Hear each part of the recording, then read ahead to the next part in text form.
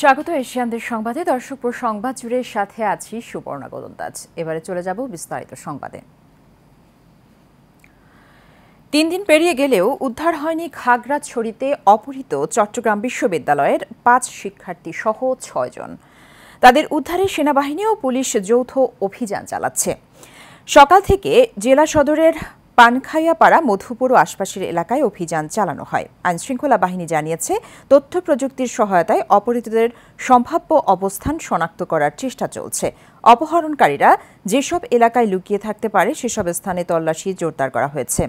গত বুধবার খাগড়াছড়ি থেকে ক্যাম্পাসে ফেরার সময় চট্টগ্রাম বিশ্ববিদ্যালয়ের শাখা পাহাড়ি ছাত্র পরিষদের নেতাসহ 5 শিক্ষার্থী ও আরও একজন অপহৃত হন। ঘটনার জন্য ইউপিডিএফকে দায়ী করছে প্রতিদ্বন্দ্বী সংগঠন জেএসএস। তবে ইউপিডিএফ এর পক্ষ থেকে এই অভিযোগ অস্বীকার করা হয়েছে।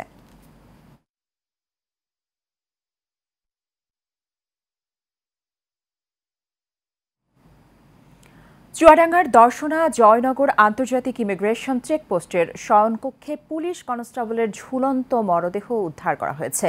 চেকপোস্টে কর্মরত পুলিশ কনস্টেবল শামীম ইসলাম সাজু 6 বছর বয়সী এক সন্তানের জনক ছিলেন। সহকর্মীরা জানান, শামীম হোসেন গত 6 মাস ধরে নতুন ইমিগ্রেশন ভবনের 2য় তলায় একটি কক্ষে বাস করে আসছিলেন। সকালে কর্মস্থলে অনুপস্থিত থাকায় কয়েকজন সহকর্মী খোঁজ নিতে গেলে শামীম ইসলাম সাজুর ঝুলন্ত মরদেহ দেখতে পান।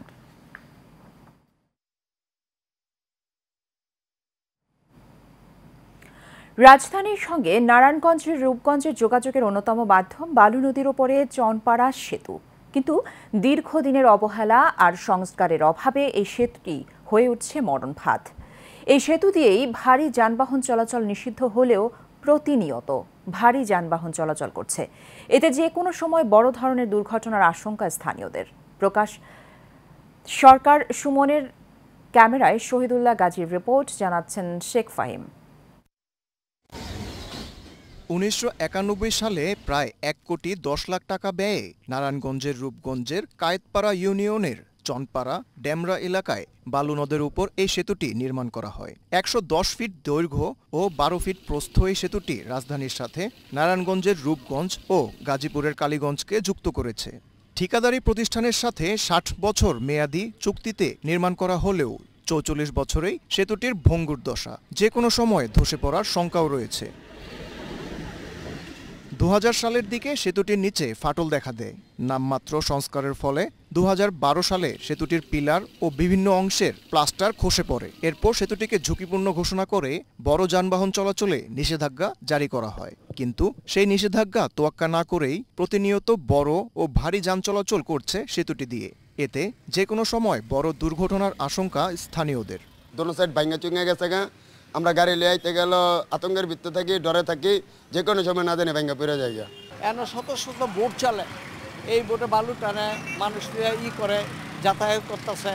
ভাঙ্গা গেলে যদি আল্লাহ না করুক কারো ওসাদ পড়ে, বড় গাড়ি যাইতে পারে না, জাম লাগিয়া যায়। আমরা খুব আতঙ্কে আছি, এই জিনিসটা তো হয়ে যাইতো গিয়া, তা আমরা খুব একটু আরামে গাড়ি চালাইতে পারতাম। স্থানীয় জনপ্রতিনিধিরা এই অবস্থার জন্য দায়ী করলেন সংশ্লিষ্ট কর্তৃপক্ষকে।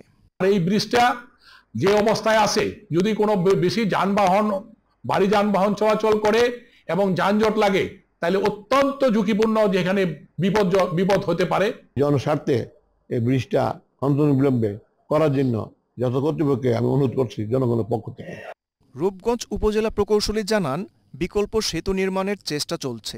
বিআইডব্লিউটি এর আপত্তির কারণে সেতুর নির্মাণ কাজ বিঘ্ন হচ্ছে। প্রাথমিকভাবে ভারী যান চলাচল যেন না করতে পারে, এই ভারী যান চলাচল প্রতিরোধ করার জন্য আমরা স্থানীয়ভাবে সবার সাথে সমন্বয় করে ওখানে কিছু ব্যারিয়ার দিয়েছি। তারপরেও যে কোনো সময় যে কোনো এরকম কোনো ঘটনা না ঘটুক, তার আগেই আমরা যেন এই ব্রিজটি আমাদের এলজিডি অথবা ডিপার্টমেন্ট বা আমাদের যারা ঊর্ধ্বতন কর্তৃপক্ষ আছেন তাদের সবার দৃষ্টিগোচর এবং তাদের সকলের সহযোগিতায় আমরা যেন বাস্তবায়ন করতে পারি। সেতুটি ভেঙে পড়লে শুধু এই অঞ্চলের মানুষ রাজধানী থেকে বিচ্ছিন্নই হবে না, বরং থমকে যাবে ব্যবসা বাণিজ্য সহ সকল কার্যক্রম। Sheikh Fahim, Asian television. এদিকে চনপাড়া এলাকায় বালু নদের উপরে নতুন সেতু নির্মাণের দাবিতে মানববন্ধন ও বিক্ষোভ মিছিল অনুষ্ঠিত হয়েছে। সকালে উপজেলার চনপাড়া এলাকায় কালীগঞ্জ ডেমরা সড়কে কায়েতপাড়া ইউনিয়নের এলাকাবাসী ও বৈষম্য বিরোধী ছাত্র জনতার উদ্যোগে এই মানববন্ধন ও বিক্ষোভ মিছিল হয়। মানববন্ধনে বক্তারা বলেন, সেতুটি 2012 সালে ঝুঁকিপূর্ণ সেতু হিসেবে চিহ্নিত করে সাইনবোর্ড টানায় রূপগঞ্জ উপজেলা এলজিডি প্রকৌশলী অধিদপ্তর। সেতুটি ধসে পড়ার শঙ্কায় দ্রুত নতুন করে সেতু নির্মাণের দাবি এলাকাবাসীর।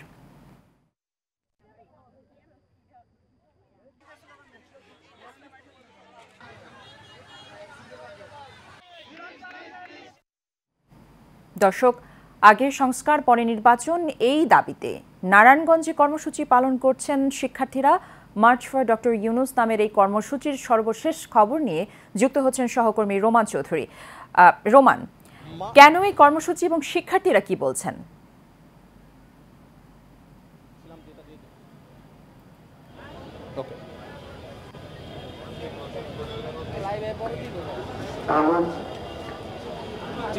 March for Yunus, doctor Yunus দ্বিতীয় দিনের কর্মসূচি আজকে শুরু হয়েছে নারায়ণগঞ্জের কেন্দ্রীয় শহীদ মিনারে।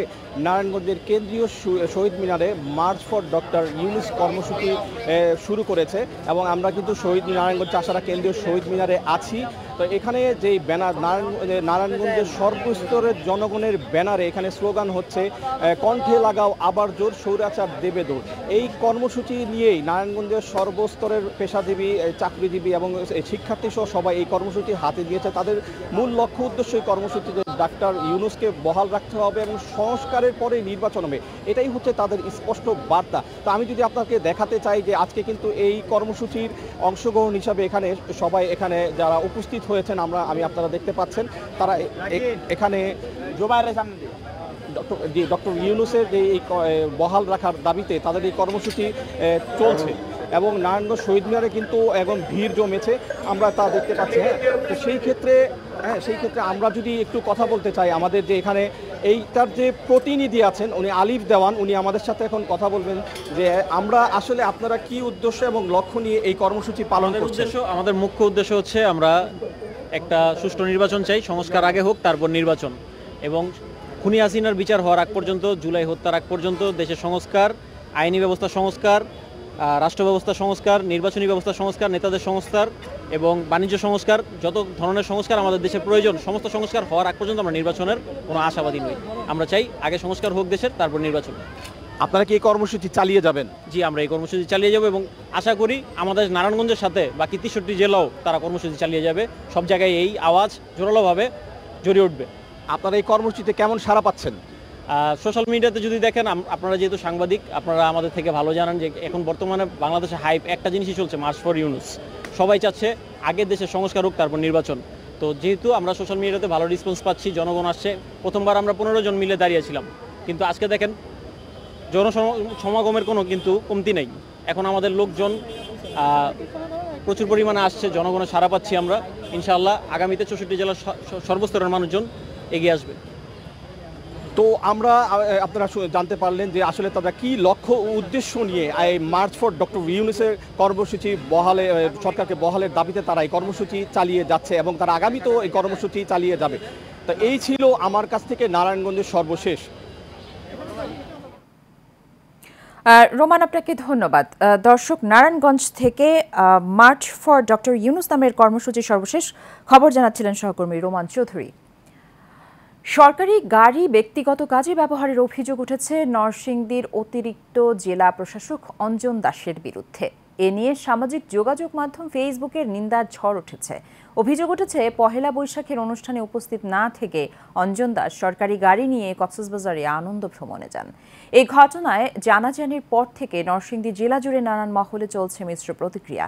স্থানীয়রা জানান, ব্যক্তিগত কাজে সরকারি গাড়ি ব্যবহার করার এখতিয়ার কারণেই। যদিও অতিরিক্ত জেলা প্রশাসক অঞ্জন দাস বলেন, যথাযথ প্রক্রিয়া অনুসরণ করে পরিবার নিয়ে ঘুরতে যান তিনি। আর নরসিংদী জেলা প্রশাসক মোহাম্মদ রাশেদ হোসেন চৌধুরী বলেন, গাড়ি ভাড়া পরিশোধ করে তা ব্যবহার করতে পারেন কর্মকর্তারা।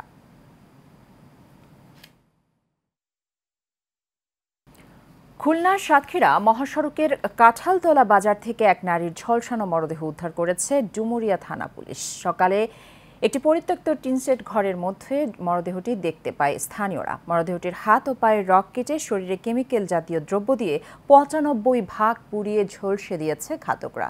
মরদেহটি শনাক্তের জন্য কাজ করছে পুলিশের সিআইডি টিম।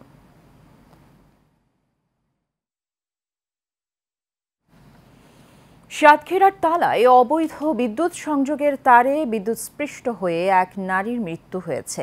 নিহত বিলকিস বেগম একই এলাকার মিজারুল গাজীর স্ত্রী। স্থানীয়রা জানায়, বিলকিস বেগমের পরিবারের সদস্যরা বিলে ধান কাটছিলেন। তাদের জন্য পানি নিয়ে যাচ্ছিলেন বিলকিস। রাস্তায় জাহিদ শেখের বাড়ি থেকে ধান খেতে আনা অবৈধ বিদ্যুৎ সংযোগের ঝুলানো তারে বিদ্যুৎস্পৃষ্ট হন তিনি। উদ্ধার করে হাসপাতালে নেয়ার পথে তার মৃত্যু হয়।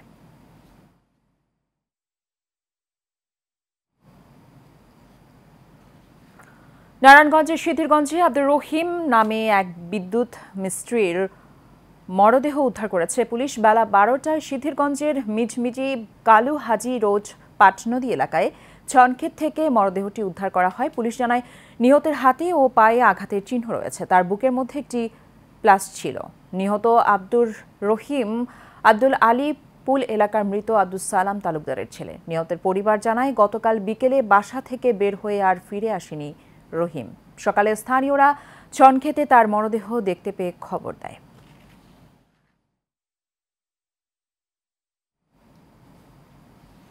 মাদারীপুরের ঢাসারে গ্রিস প্রবাসীর বাড়ি থেকে নগদ অর্থসহ স্বর্ণালংকার লুটপাটের অভিযোগ উঠেছে। গত রাতে প্রবাসী বাবুল খানের বাড়িতে এই ঘটনা ঘটে। ভুক্তভোগী পরিবারটি জানায়, রাতে বাবুল খান তার জমিতে ভেকু দিয়ে ঘের কাটা শুরু করলে এলাকার কিছু দুষ্কৃতিকারী চাঁদার দাবিতে ভেকুটি ভাঙচুর করে। এ সময় বাবুল খান সহ তার পরিবারের সদস্যরা বাধা দিতে গেলে দুষ্কৃতিকারীরা তাদের ঘরে ঢুকে ২২ লাখ টাকা ও স্বর্ণালংকার লুট করে নিয়ে যায়।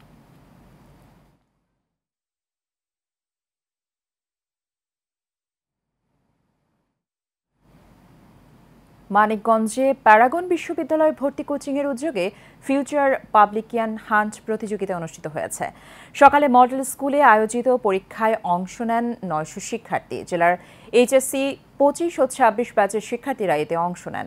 প্রতিষ্ঠানটির পরিচালক আবু ফাহাদ শরীফুল ইসলাম ও মোহাম্মদ সজীব হোসেন জানান, আর্থিক সংকটে থাকা মেধাবী শিক্ষার্থীদের সহায়তা করাই এই আয়োজনের মূল লক্ষ্য। ভবিষ্যতেও এমন উদ্যোগ অব্যাহত থাকবে বলে জানান তারা।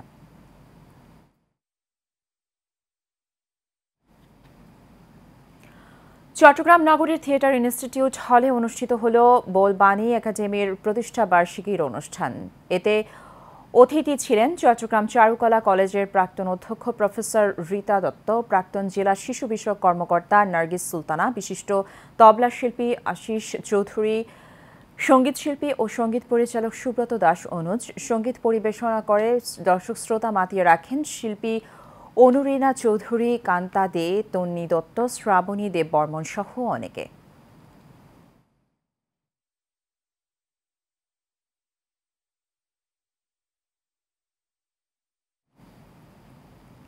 বাংলা নতুন বছর উপলক্ষে বরগুনার বামনা উপজেলার ডৌয়াতলা রায়চরণ চৌকিদার বাড়ির সামনে ঐতিহ্যবাহী ঘোড়দৌড় প্রতিযোগিতা ও গ্রামীণ মেলা অনুষ্ঠিত হয়েছে। এই ঘোড়দৌড় প্রতিযোগিতায় 10টি ঘোড়া অংশ নেয়। এই প্রতিযোগিতা দেখতে উপজেলার দূর দূরান্ত থেকে শতাধিক মানুষ আসেন।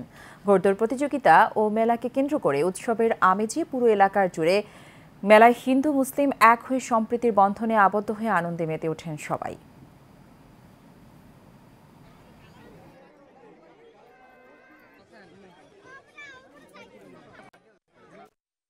সাংগ্রাই উৎসবকে ঘিরে জলকেলিতে মেতেছেন বান্দরবনের মারমা তরুণ তরুণীরা। জলকেলিতে অংশ নেয় পাহাড়ে বসবাসরত 11টি ক্ষুদ্র নৃগোষ্ঠী।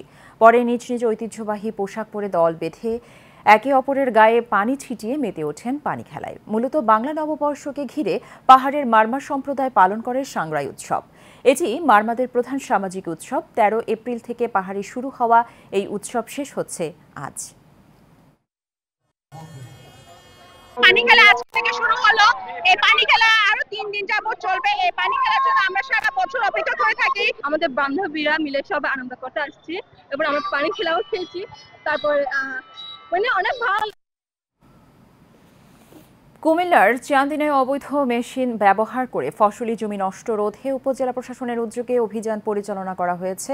উপজেলার বরকৈট ইউনিয়নের তাম্বুলিয়া গ্রামে এই অভিযান চালানো হয়। এ সময় 300 মিটার পাইপ ও 2টি ড্রেজার মেশিন ধ্বংস করে দেয় ভ্রাম্যমাণ আদালত। অভিযান পরিচালনা করে চান্দিনা উপজেলা সহকারী কমিশনার ভূমি ফয়সাল আল নূর। সাতক্ষীরায় কোটি টাকা মূল্যের ভারতীয় চোরাই মালামাল জব্দ করেছে গোয়েন্দা পুলিশ। বৃহস্পতিবার কলারোয়া থানার বেলতলা নামক স্থানে ট্রাকসহ এসব মালামাল জব্দ করে ডিবি। এ সময় ট্রাকের চালক কৌশলে পালিয়ে গেলেও ধরা পড়েন হেলপার মোহাম্মদ মফিজুল ইসলাম ডাবলু। সে যে সদর উপজেলার মধু মোল্লার রাঙ্গি এলাকার আব্দুর রহিমের ছেলে। পুলিশ সুপার জানান, এই ব্যাপারে তদন্ত চলছে, যারা এর সাথে জড়িত তাদের বিরুদ্ধে ব্যবস্থা নেওয়া হবে।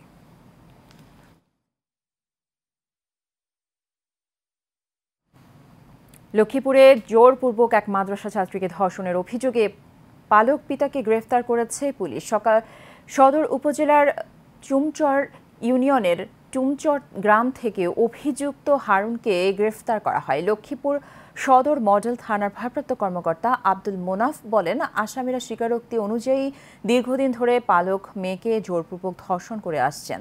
মেয়ের আপন ফুপু বাদী হয়ে সদর মডেল থানায় নারী ও শিশু নির্যাতন দমন আইনে মামলা দায়ের করলে আসামিকে গ্রেফতার করা হয়।